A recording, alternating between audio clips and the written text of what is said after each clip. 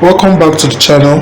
Today I'll show you how to move your savings directly from PiggyVest to Cowrywise in a few simple steps.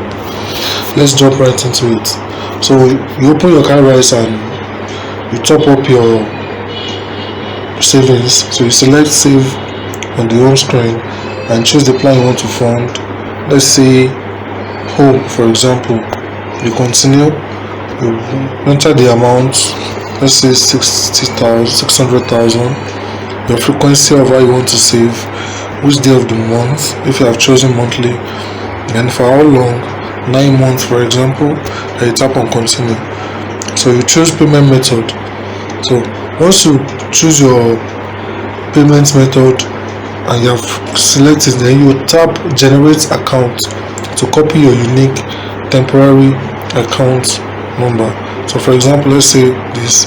So now you have the account number here, so you just copy the temporary account number, then you go back to the home page. Then after that, you go to your PiggyVest app. Then the account tab, you select your Flex Naira or specific savings feature you want to withdraw from, and you tap withdraw. Type in the exact amount you want to move and it's continue. So you transfer to Cowrywise.